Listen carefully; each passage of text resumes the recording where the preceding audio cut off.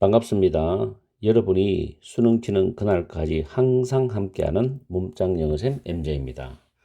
오늘은 수능 특강 영어 6강 주제 1번 지문을 가지고서 문법을 먼저 간략하게 살펴보고 내용으로 들어갑니다.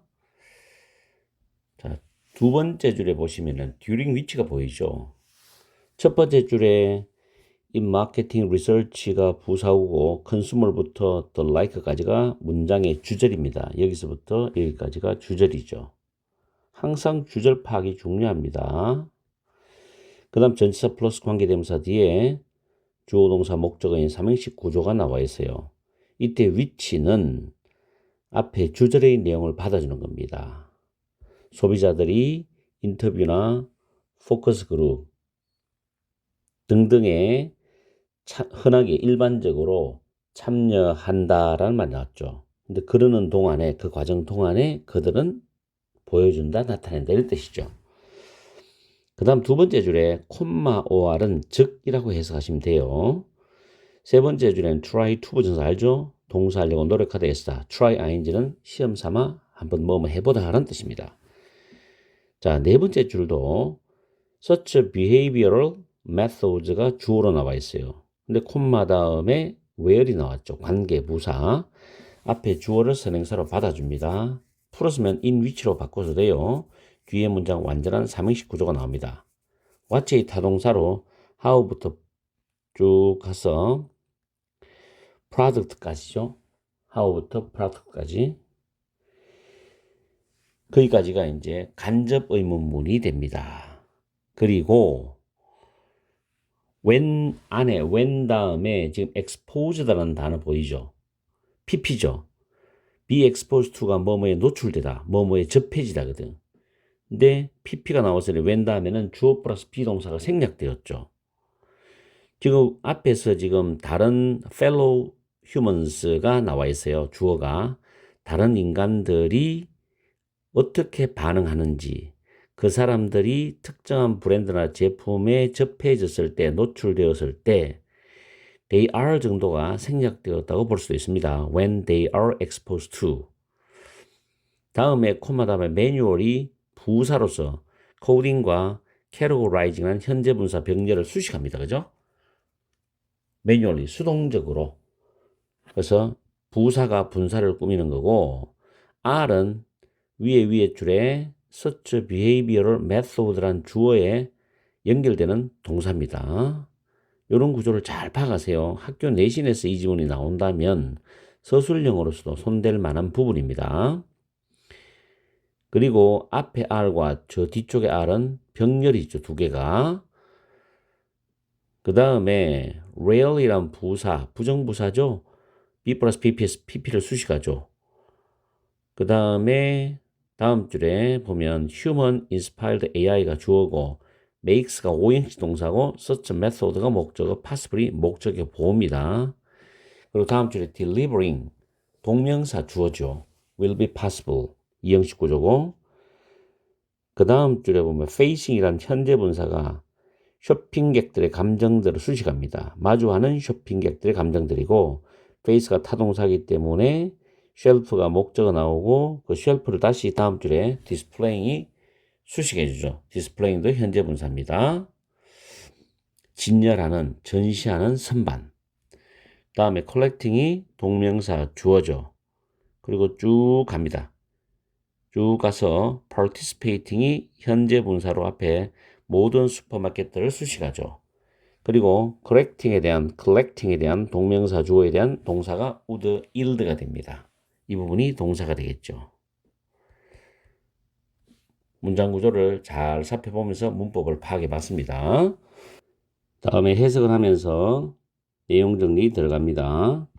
첫 번째 줄에 그 뒤쪽에 보면 focus groups가 나와요. focus group은 특정 주제나 문제에 대해서 소수의 참여자가 모여서 자유롭게 의견을 나누는 집단 인터뷰 형태의 연구 방법을 말하면서 심층적으로 이해하는 데 굉장히 도움이 됩니다. 그렇게 하시고 해석을 해보면 마케팅 연구에서 소비자들은 일반적으로 인터뷰, 포커스 그룹 등에 참여하여서 그 과정 동안에 그들의 바라는 것, 선호하는 것, 즉 다시 말하면 마케팅 용어로 그들의 욕구를 보여준다. 이렇게 해석이 되고 있죠. 그 다음에 몇 가지 방법들은 또한 소비자들의 잠재의식적인 그런 감정들을 감지하려고 노력을 합니다. 그리고 양보 의미가 나오죠. 아무리 다양한 성공률을 가지고 있다 하더라도. 다시 말해서 성공하는 확률이 높을 수도 있고 중간 정도일 수도 있고 낮을 수도 있다는 이야기죠. 이렇게 결과적으로 나오는 다양한 성공률을 가지고 있다 해도 소비자들의 잠재의식적인 감정들을 감지하려고 노력을 한다는 거예요. 그 다음 문장을 해석을 잘해야 돼요. 왜냐하면 그 다음 문장은 학교 내신에서는 서술형으로 나올 수 있는 문장 구조거든. whereas를 먼저 해석합니다. 인간들이 특정한 브랜드나 제품에 노출될 때, 접해질 때 다른 인간들이 어떻게 반응하는가를 관찰해서 수동적으로 그들의 감정들을 코딩하고 분류를 하는 그러한 행동 방법들은 그 다음 동사로 내려갑니다. 거의 적용이 되지 않거나 또는 소규모의 어떤 표본 집단의 경우에만 적용이 된다. 표본 크기가 작은 경우에만 적용이 된다. 이런 내용이에요.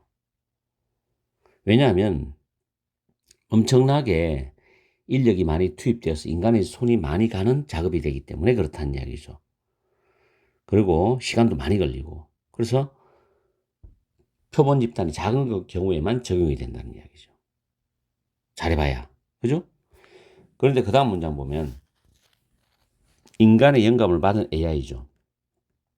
이것은 앞에 나온 내용, 바로 앞에 문장 내용이죠. 그러한 방법들을 가능하게 만드는데 on large scale이야. 대규모로 가능하게 해. 그리고 심지어는 instantaneous result, 즉각적인 결과를 내놓는 것이 가능할 것이라는 이야기입니다. 인공지능을 이용하면 빠르다는 거죠. 결과도 빨리 나온다는 이야기지. 사람이 했을 때보다도. 예를 들어서 via facial recognition in a supermarket인데 슈퍼마켓에서 얼굴 인식을 통해서 사람들은 새로운 제품 출시로 나온 제품들을 진열하고 있는 그런 선반을 마주하는 그런 쇼핑객들의 감정들을 감지할 수도 있다는 이야기죠. 그 다음에 네이션와이드입니다. 다음 줄에 전국적으로 각각의 제품 출시에 참여하고 있는 모든 슈퍼마켓으로부터 나온 엄청난 양의 데이터를 수집하는 것이 quite 꽤 solid, 원래 견고한 단단한 뜻인데 신뢰할 수 있는 결과를 낳을 것이다. 이런 내용이에요. 그래서 다시 정리하면 첫 번째 문장부터 세 번째 문장까지는 기존에 있는 소비자 연구 방법의 이야기를 하지만 한계점을 말하고 있죠. 인터뷰나 포커스 그룹 등 기존의 소비자 연구 방법은 굉장히 사람의 인력이 많이 투입되는 노동 집약적이면서 일반화하기가 굉장히 어렵다는 이야기를 하고 있어요. 그런데 네 번째 문장에서 이게 핵심적인 내용인데 주제인데 AI를 활용한 새로운 연구 방법의 가능성을 말해주고 있습니다. AI 기술을 활용한 연구 방법은 대규모 분석을 가능하게 해서 빠르게 결과물을 제공한다 그랬죠. 그러면서 거기에 대한 예시로서 다섯 번째, 여섯 번째 문장에서 쇼핑객의 감정을 인식하는 안면인식 기술을 말하고 있습니다. 이 안면인식 기술을 통해서 소비자의 감정을 감지할 수 있다고 말하고 있습니다. 그러면 우리는 보기로 내려가서 주제를 찾아봅시다. 첫 번째, 1번. 공통적인 적용이죠. 비즈니스 관리, 즉 사업 관리에 있어서 AI 기술의 공통적인 적용. 그런 이야기가 아니잖아요. 그죠? 다음 2번. method, 방법인데 for designing product, 대시 주격 관계대명사죠. 사용자의 감정을 고려하는 제품을 디자인하기 위한 방법들. 이런 말도 없죠, 본문에서. 세 번째, 특정한 브랜드에 대한 소비자의 반응을 이해하는 중요성이죠. 특정한 브랜드에 대한 소비자의 반응을 이해하는 중요성이란 말이 아니잖아요. 네 번째, types of conventional. conventional은 관습적인도 있고 관례적인, 전통적인도 있습니다. 그래서 전통적인 소비자의 초점을 맞춘 마케팅 연구 방법의 유형들 아니죠. 그럼 결국 1, 2, 3, 4가 다 걸러지기 때문에 5번이 정답인 거예요. 제품들에 대한 반응에서 in response to 제품들에 대한 반응에서 소비자의 감정을 감지하는 데에 AI의 이 혜택이 맞죠. 5번이 정답이 되죠. 왜냐하면 아까 위에서 인간의 영감을 받은 AI는 그러한 방법들을 가능하게 한다. 대규모라는 말 나왔죠. 정확하게 5번이 정답이 되는 겁니다. 그렇게 어려운 지문은 아닌데 여러분이 내용 흐름을 잘 이해를 하셔야 돼요. 그리고 어디가 핵심적인 내용인지를 잘 포착해야 됩니다. 오늘 강의는 여기서 마치겠습니다. 단어 문법 잘 정리하시고 오늘 하루도 열공하시고 즐거운 하루 보내십시오. 항상 여러분과 함께하는 MJ가 되겠습니다.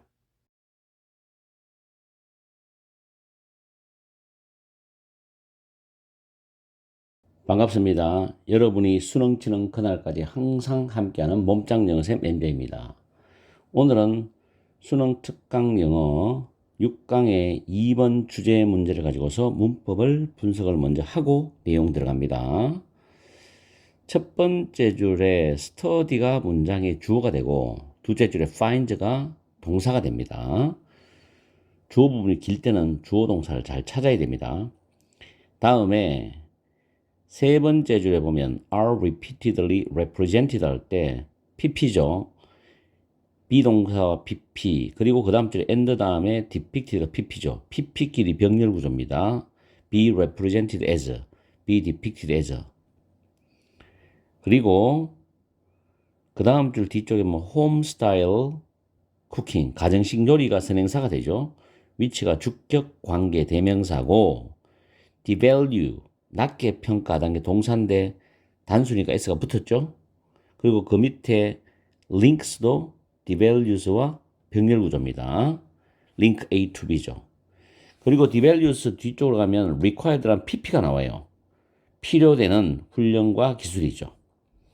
그 옆에 by 다음에 ing 뭐뭐 함으로써 by representing by ing는 방법을 제시해 줍니다. 이렇게 함으로써 뭐뭐 함으로써죠. 표현함으로써. 그 다음에 rather than은 not으로 해석하시면 되고 the professional standard가 선행사가 되고 위치가 주격 관계 대명사입니다. 그리고 다음 줄 중간에 by valuing, by 다음에 ing. 이 valuing과 병렬이 그 다음 줄에 and 다음에 excluding, 동명사가 두 개 병렬입니다. 그리고 valuing 뒤에 qualities는 associated with의 수식으로 봤어요. 맞죠? 뭐뭐와 연관된 자질들을 value, 평가한다. 이렇게 보시면 돼요. 그리고 그 associated 바로 밑에 중요한 게 있어요. used to 부정사입니다. 동사하기 위해서 이용되는 기준들이겠죠. be used to 동사 원형, 동사하기 이용되다 해서 여기 지금 기준들이 선행사가 되면 주격 관계대명사 플러스 비동사가 생략되었습니다. 아시겠죠? 그래서 used to 부정사입니다. 다음에 ability는 to 부정사와 친하게 붙어 다니죠. 그래서 to gain과 to accrue가 병렬 구조입니다. accrue는 일반적 사전에 보면 자동사라고 나와요. 근데 이게 자동사, 타동사, 겸용으로 쓰일 수가 있어요. 여기서는 타동사로 쓰이고 뒤에 목적어 나오죠. 그 다음 마지막 줄에 조심할 게 that은 recognition을 수식합니다. 그러한 인정이 generate 타동사죠. 창출하다 뒤에 목적 없습니다. 그래서 목적격 관계되면서 생략되고 the economic부터 reward까지가 선행사가 되는 거죠. 자, 내용으로 들어가겠습니다. 첫 줄에 보면 두 사람의 어떤 전문가가 나온 것 같아요. 미국의 음식 관련 미디어에서 요리사를 표현하는 것에 대한 이 두 사람의 연구는 상당한 차이를 발견한다는 겁니다. 연구를 해보니까 상당한 차이가 발견이 되더라는 이야기죠. 그게 뭐냐면 어떤 차이냐? 남성 요리사와 여성 요리사가 어떻게 묘사되는지 사이에 상당한 차이가 있다는 거죠. 그러면 이 다음 내용은 남성 요리사가 어떻고 그 다음 대조적으로 여성 요리사가 어떻고 이렇게 나오죠. 그래서 네 번째 줄 끝에 in contrast가 보이죠. 자, 둘째 줄 뒤에 great male chefs가 훌륭한 남성 요리사는 반복적으로 dedicated 헌신적이고 creative 창의적이고 highly trained professional 고도로 훈련받은 전문가로서 표현이 되고 그리고 종종 iconoclastic rule breakers가 인습 타파주의적인 규칙 파괴자로서 묘사된다. 고유한 독특한 비전이나 스타일을 가지고 있는 인습 타파주의적인 규칙 파괴자들로서 종종 묘사된다. 이렇게 말했어요. 굉장히 훌륭한 남성 요리사는 긍정적으로 높이 평가하는 내용이었습니다. 그럼 당연히 그에 대조적으로 상당한 차이가 있다고 했기 때문에 여성 요리사는 그와 반대적으로 저평가된 이야기를 하겠죠. 그래서 in contrast 대조적으로 여성 전문 요리사들은 종종 평가가 되는데 위치절을 해석을 해봅니다. 필요되어지는 훈련이나 그런 기술들을 낮게 평가하고 그리고 그들의 음식을 아마추어적이고 가정적인 것으로 표현함으로써 그들을 그 다음 줄에 보면 요리 분야에서 인정을 받는데 매우 중요한 전문적 기준들이 아니고 그들을 가정의 전통과 연관시키는 가정식 스타일의 그런 요리의 관점에서 종종 평가된다는 겁니다. 요리의 수준을 다운시켜서 평가하는 거죠. 이게 잘못된 거죠, 사실은. 여성 요리사도 훌륭한 요리사가 굉장히 많죠. 자, 이런 방식으로입니다. 여기서 in this way는 읽지 않아도 전체적인 주제는 우리가 찾을 수 있을 것 같아요. 자, 이런 방식으로 the operation 운영 방식인데 요리의 분야의 운영 방식은 중요합니다. 요리의 분야의 운영 방식은 성별 불평등을 재생산한다는 거죠. 어떻게 함으로써 by valuing qualities associated with a masculine tradition more highly가 되겠죠. 남성적인 전통을 더 높이 남성적인 전통과 연관되는 그런 자질들을 더 높이 평가함으로써 그리고 위대한 또는 훌륭한 요리사로서 분류하기 위해서 사용되는 기준들로부터 여성들을 배제함으로써 성별 불평등을 재생산한답니다. 한 번 더 해석해 줄게요. 요리의 분야에서의 운영 방식은 남성적인 전통과 연관된 자질들을 더 높이 평가하고 훌륭한 요리사를 분류하기 위해서 이용되는 또는 사용되는 기준들로부터 여성들을 배제함으로써 성별 불평등을 재생산한다는 말입니다. 이것은 limits, 제한한다는 거죠. 여성 요리사의 능력을 제한하는데 어떤 능력이냐면 인정을 얻을 수 있는 능력 그리고 그러한 인정이 창출하는 경제적, 문화적, 상징적인 보상을 챙길 수 있는 능력을 제한한답니다. 그래서 남성들이 훨씬 더 사회적으로 주의 집중이 많이 되고 돈도 많이 벌고 사회적으로 인정을 많이 받는다는 이야기죠. 반면에 여성들은 남성들처럼 그렇지 못하다. 전체적인 스토리는 우리가 볼 때 이해하기 쉽죠. 자, 밑에 보기를 내려가 보면 1번에 어필링은 매력적인이에요. 요리의 탁월함, 엑셀런스, 탁월함, 우수함이죠. 요리의 탁월함에 대한 미디어의 매력적인 미디어의 묘사. 지금 그런 이야기 아닙니다. 두 번째, 요리 분야에서 성별 불평등을 극복하는 방법. 극복하는 방법도 아니죠. 세 번째, 전문적인 요리와 가정식 스타일의 요리 사이에 중요한 차이들. 그런 말도 아니죠. 네 번째, 미디어가 어떻게 요리의 전통을 형성하는에 관한 문화적 역량. 이것도 아니죠. 그럼 1, 2, 3, 4가 다 아니기 때문에 소거시켜버리면 5번이 답이 됩니다. 5번 보면 미디어, 요리사들에 대한 미디어의 표현을 뒷받쳐주고 있는 underline, 뒷받침하는 그런 성별 고정관념이 됩니다. 이게 정확한 답이 되겠죠. 그래서 전체적인 스토리 한 번 더 요약해주면 첫 도입 부분에서는 요리사에 대한 표현 방식이 나왔습니다. 상당한 차이가 있더라. 연구를 해보니까 남성 요리사, 여성 요리사 사이에. 그러면서 두 번째 문장부터 세 번째 문장에 걸쳐가지고 남성 요리사와 여성 요리사에 대한 표현을 대조적으로 이야기를 쭉 해주고 있죠. 남성 요리사는 헌신적이고 창의적이고 고도로 훈련된 전문가로 표현을 했고, 여성 요리사는 전문적 기준보다는 가정식 요리의 관점에서 저평가 받았다는 이야기죠. 그래서 결과적으로 표현 방식의 차이로 인해서 그 결과가 뭐냐면 사회적으로 성불평등을 재생산하게 되었고 여성 요리사의 능력도 제한하게 되었다는 이야기로 마무리하고 있는 글입니다. 그렇게 어렵지 않은 내용이었습니다. 주제는 3, 4등급 학생들도 열심히 공부해서 이제는 맞출 수 있어야 됩니다. 오늘 강의는 여기서 마치겠습니다. 항상 여러분과 함께하는 MJ가 되겠습니다. 열공하시고 다음 시간에 뵙겠습니다. 바이.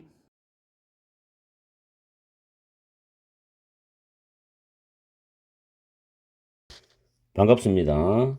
여러분이 수능 치는 그날까지 항상 함께하는 몸짱 영어쌤 MJ입니다. 오늘은 수능 특강 6강의 3번 지문 주제문을 가지고서 문법을 먼저 분석을 해보겠습니다. 첫 번째 줄에 보시면 It is argued that 나오죠. it 다음에 동사가 수동 형태입니다. 그리고 that을 나오면 무조건 가주어, 진주어.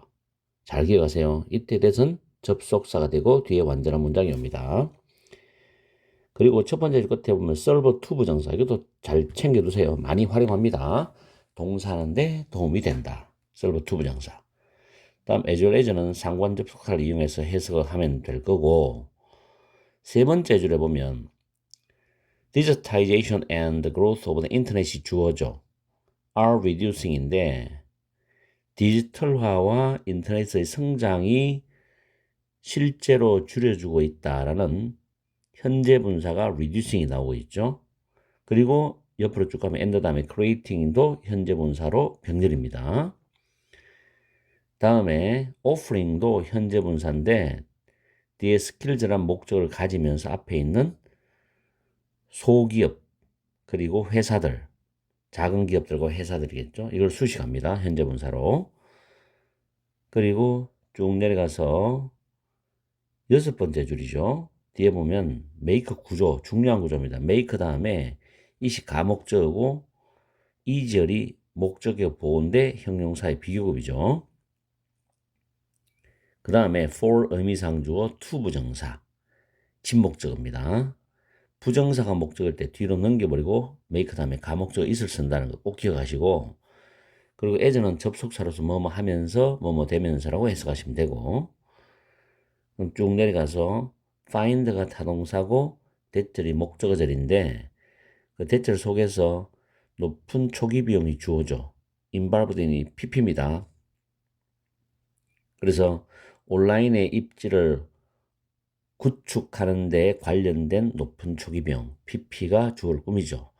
그럼 이 주어에 대한 동사는 그 다음 줄 뒤에 보면 represent 뭐뭐에 해당하다는 타동사가 나옵니다. 이 동사 자리죠. 그리고 쭉 내려가서 when it comes to 이때 to는 전치사인데 뭐뭐에 관한 한 뜻이고, made possible 오형식이 수동태로 바뀐 구조의 pp하고 형용사만 남은 구조입니다. 그래서 made라는 pp가 앞에 있는 추가적인 규모의 경제를 수식하면서 해석하시면 돼요. 그리고 보기에서 5번에 대시 목적격 관계대명사죠. 뒤에 보면 포즈라는 단어가 문제 등을 제기하다, 문제를 가져오다는 뜻으로서 포즈의 목적어가 앞에 있는 잠재적인 위험이라는 선행사로 빠져나왔죠. 그래서 대시 목적격 관계대명사 구조입니다. 일단 문법은 이렇게 분석을 했고, 내용적으로 들어가는데 이 지문은 대조적인 내용으로 구성되어 있습니다. 자, 보시면 첫 줄에 가끔씩은 주장이 된다죠. 항상 그런 게 아니라 가끔씩은 그렇게 주장된다는 거죠. 대절입니다. 디지털 기술의 확산이 established 확고하게 자리 잡은 미디어 자이언트 거대 미디어 기업뿐만 아니라 스몰 컴퍼니죠. 소규모 기업에게도 기회를 균등하게 하는데 도움이 될 것이라고 가끔씩 주장이 된다 이 말이죠. 그러면 이게 100%는 아니란 말이에요. 그래서 통념적인 요소도 있다는 이야기예요. 이 첫 문장을 봤을 때 가끔씩 주장된다. 그러면 도움이 된다. 균등하게 하는데 도움을 준다는 말을 뒤집는 내용이 어딘가에 나올 거라고. 그게 지금 5번째 줄의 however부터 나오는 내용입니다. 아시겠죠? 첫 번째 문장이 통념으로 출발합니다. 다음에 디지털화와 인터넷의 성장은 실제로 줄여주고 있어요. 시장 진입에 대한 많은 장벽들을 줄여주고 있습니다. 그리고 기회들을 만들어내고 있습니다. 뒤에 보면 새로운 형태의 콘텐츠 창작에 대한 기술들을 제공하는 소기업들과 회사들을 위해서 기회들을 만들어내고 있다는 거죠. 좋은 거죠, 이 말은.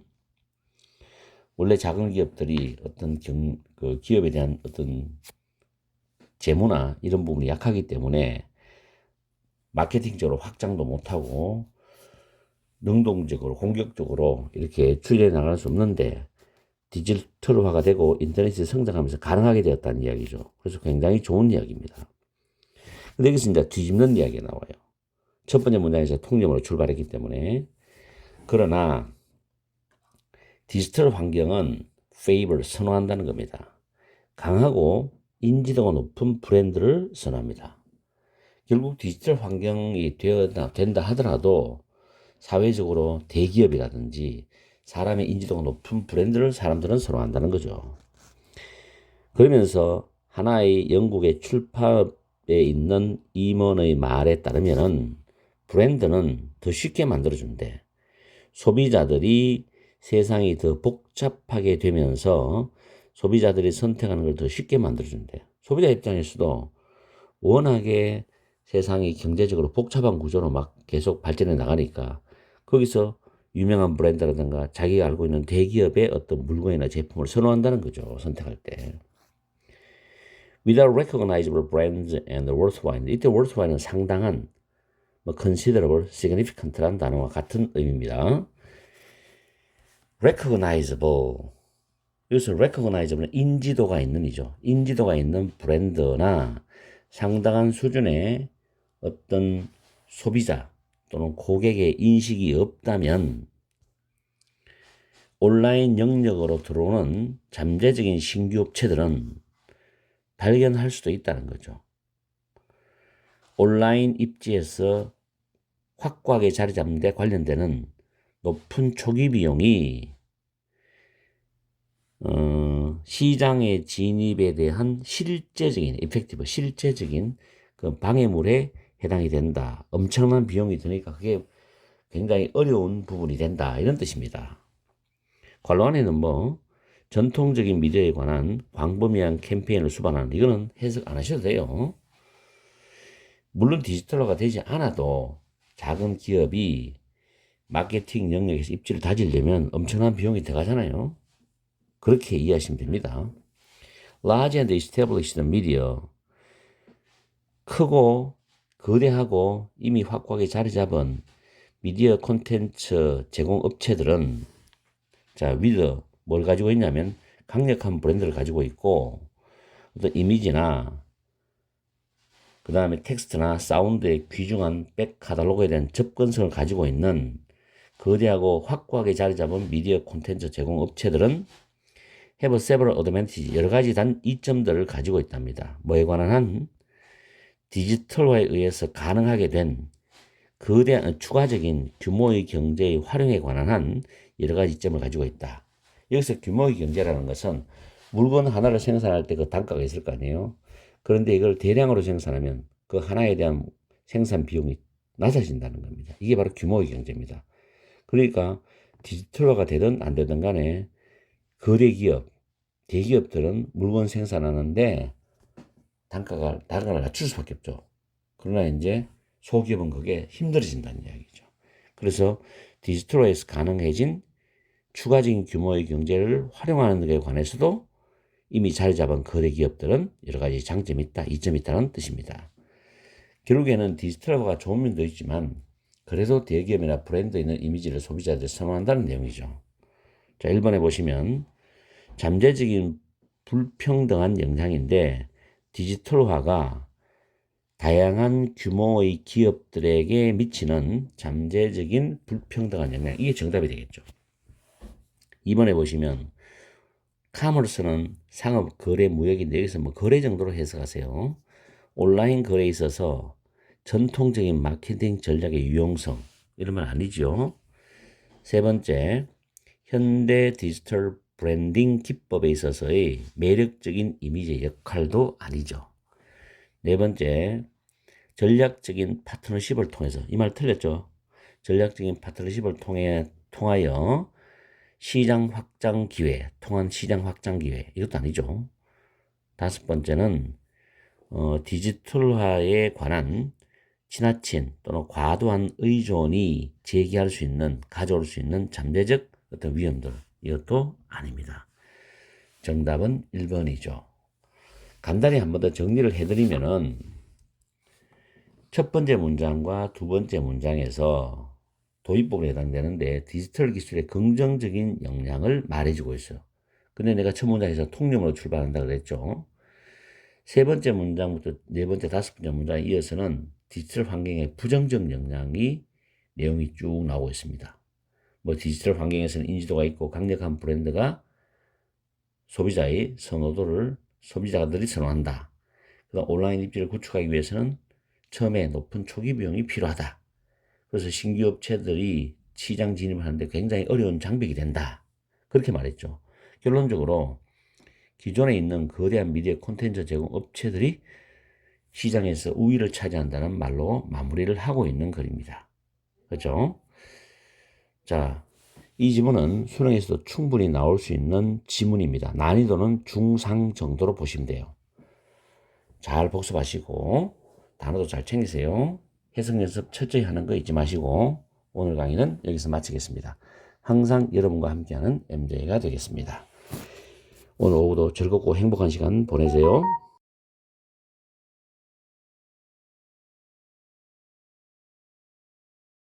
반갑습니다. 여러분이 수능 치는 그날까지 항상 함께하는 몸짱 영어쌤 MJ입니다.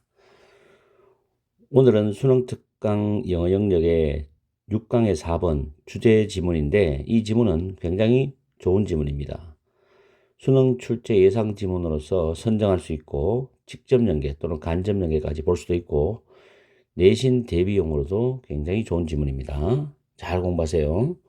자, 문법부터 살펴볼게요. 첫 줄에 보면 중간에 aroused라는 단어 나오죠. arouse는 타동사로 야기시키다는 뜻입니다. 야기하다. PP가 돼서 앞에 있는 인지 부조화를 수식하죠. 그리고 the thought that 절과 그 다음 줄에 the thought that 절 동격절입니다. 둘 다 대시 동격 접속사. 동격 접속사 뒤에는 완전한 문장이 오죠.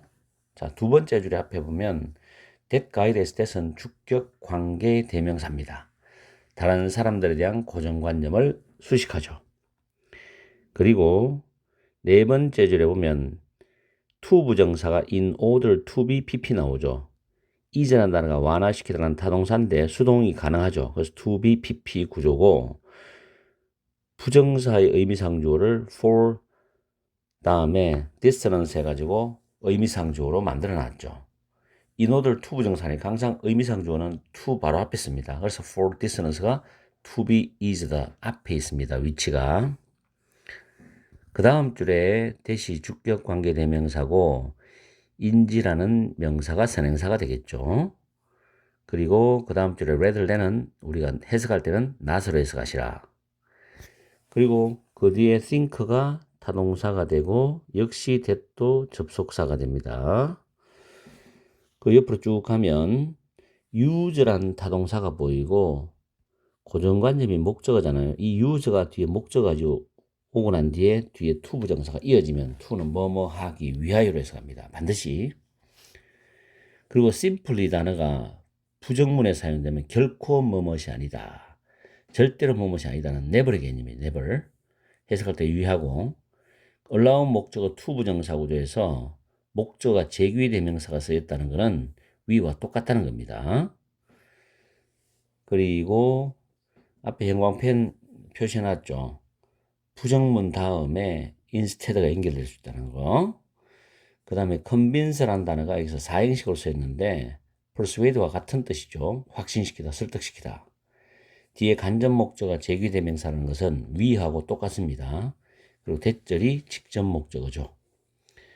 그 다음 줄이 중간에 by ing는 동사함으로써라는 어떤 방법을 제시해 줍니다. 뭐뭐 함으로써. 그리고 either or be 상관접속사 나오고, 그리고 대선 접속사가 되고, 다음 줄에 대또 접속사, 대절이 2개 나오죠. 그리고 그 대 밑에 help 다음에 목적어 다음에 to 부정사나 동사 원형이 나올 수 있어요. 그리고 while ing는 뭐뭐하는 동안에가 되고, 맨 마지막 앞에 related는 pp로서 우리의 자아 개념과 관련된 인지 부조화 이렇게 해석하시면 됩니다. 이렇게 해서 문법을 살펴봤어요. 뭐 수능에 나올 만한 문법, 동격 접속사 좋죠. 그리고 제기대명사의 활용도도 잘 기억하시고, 자 이제 해석하면서 내용 정리에 들어갑니다. 이 지문은 고정관념과 인지 부조화에 대한 내용입니다. Cognitive dissonance, 인지 부조화가 뭐냐면 사람이 자기 생각이나 믿음, 행동이 서로 맞지 않을 때 느끼는 심리적 갈등을 의미합니다.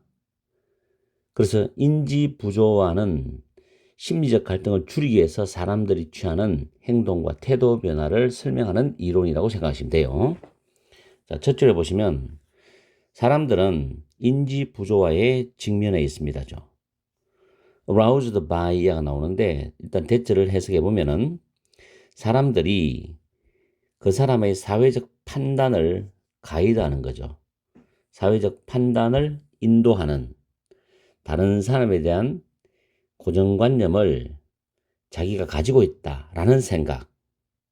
다른 사람을 사회적 어떤 여러 가지 상황에서 판단을 할 때 그 판단을 내리게 하는 그런 고정관념이 있다는 거지. 다른 사람에 대한. 어떻게 보면 굉장히 편파적이고 편향적이죠. 이거 하고, 그 다음 그 사람이 선하고 공정하고 합리적이고 이성적으로 생각하는 사람이다. 라는 그 생각, 이거에 의해서 야기되는 인지 부조화에 우리는 직면을 하고 있다는 겁니다. 특히 이런 부분은 사회생활에서도 많이 적용되지만은 여러분도 마찬가지고 나도 마찬가지 이런 인지 부조화를 겪게 돼요. 살아가면서. 근데 정치하는 세계에서는 이게 굉장히 심각하죠. 굉장히 많이 적용합니다. 자, 그 다음에 이 부조화 이론에 따르면은 이런 인지에 대한 하나는, 이런 인지들에 대한 하나는 must change가 됩니다. 바뀌어야 돼. 이런 인지 중에 하나는 바뀌어야 된다고. 뭐 하기 위해서 바뀌어야 되냐면은 이 부조화가 완화되어지기 위해서는 바뀌어야 된다는 겁니다. 아시겠어요? 2개가 같이 공존하는 것도 머리 아픈 일이죠, 이게. 자, 거기에 대한 구체적인 이야기를 하겠는데, 그럼 어느 것이 바뀌어야 되느냐? 그것은 거의 항상 인지라는 거죠. 어떤 인지냐면, 가장 바뀌기 쉬운 인지라는 거죠. 그리고 이런 경우에 그것은 one's cognitions about stereotyping이죠. 고정관념화 시키는 것에 대한 그 사람의 인지라는 겁니다. 이게 가장 바뀌기 쉽다는 겁니다. 자, 그 다음 내용을 잘 들어야 돼요. 우리가 다른 사람을 평가하기 위해서, evaluate 평가거든요. 다른 사람을 평가하기 위해서 고정관념을 사용한다라고 생각하는 것이 아니고, 우리는 결코 우리 자신이 그런 결론이라는 것은 다른 사람을 판단하기 위해서, 평가하기 위해서 고정관념을 사용한다 라는 그런 결론에 도달하는 걸 허용하지 않는다는 거죠. 우리는 절대 그렇게 하지 않는다고 생각하지. 착각이지. 그리고 우리는 그 대신에 우리 자신에게 확신시켜 줍니다. 뭐를? 우리가 정말로 공정하고 논리적으로 생각하는 사람이다. 뭐함으로써 그 다음 줄에 보면 target individual이지. 타겟이 되는 그 개인에 대해서 정보에 대한 신중한 평가를 내린 후에 우리가 사회적 판단을 내림으로써 우리는 공정하고 정말로 논리적으로 생각하는 사람이다라고 우리 자신에게 스스로가 최면 걸듯이 확신시켜 주는 거예요. 사실은 남들을 평가하는데 고정관념을 사용하고 있는데도 불구하고 자기 자신은 그런 걸 절대로 그런 결론에 도달하지 않겠다, 용납하지 않겠다는 거지. 나는 그렇게 하지 않는다 라고 자기 스스로 최면 걸듯이 착각을 하는 거죠. 그러면서 스스로에게 확신시켜주지. 자기는 굉장히 공정하고 논리적으로 생각해서 판단하는 거다. 사회적 판단을. 그 자기가 판단하는 그 대상에 대해서 그렇게 생각한다는 거죠. 이게 굉장히 위험한 거지. 왜냐면 자기는 다 맞다는 이론이잖아. 자, 앞에 말이 좀 어려울 것 같으니까 in other words, 다시 말하면이라고 지금 설명을 다시 자세하게 해주려고 해요. 우리는 종종 either do not realize, 깨닫지도 못하거나 아니면 의식적으로 인정을 안 해요. 대처를. 우리가 정말로 다른 사람들을 고정관념화한다. 다른 사람들을 고정관념화 시킨다. 다른 사람들에 대해서. 이렇다는 것을 깨닫지도 못하거나 아니면 의식적으로 인정을 안 해. 나는 그렇게 안 한다는 거지. 또는 우리의 고정관념으로부터 비롯된 다른 사람, 그 사람들에 대한 인상. 이것이 부정확할 수도 있다는 점을 의식적으로 인정을 안 해. 깨닫지도 안 하고. 이게 문제점이죠. 그래서 이런 걸 뭐라고 하느냐, 이런 것을 this self delusion 합니다. 자기 기만이라고 말해. 이런 자기 기만은 우리가 우리의 고정관념을 그대로 유지하는 걸 도와준대. 뭐 하면서 마지막 줄에 우리의 자아 개념과 관련된 인지 부조화에 대한 가능성을 줄여주면서 우리의 자아 개념과 관련된 인지 부조화에 대한 가능성을 줄여주면서 실제로는 줄어드는 게 아닌데 실제로 인지 부조화가 작용하는데도 그런 가능성을 줄여주면서 우리의 고정관념을 유지하도록 도와주는 게 바로 자기 기만이 되는 거죠. 굉장한 착각이죠, 이거는. 자, 여기에 대해서 이제 우리는 주제를 골라봐야 됩니다. 형광펜 했는 부분, 마지막 줄의 형광펜 부분과 1번은 같은 내용입니다. 1번이 정답인데 1번에 보세요. rationalize가 합리화하다죠. 여기서 합리화하다는 단어는 마지막 줄에 마지막 문장에서 자기 기만과 같은 의미죠. 고정관념을 합리화한다. 결국 그것이 자기 기만이죠. 자기 스스로의 자아 이미지를 유지하기 위해서 나는 그런 사람이 아니야. 나는 공정하고 논리적으로 합리적으로 생각하는 사람이야. 선한 사람이야. 이렇게 자아 이미지를 유지하기 위해서 고정관념을 합리화하는 거. 이게 자기 기만이란 말이야.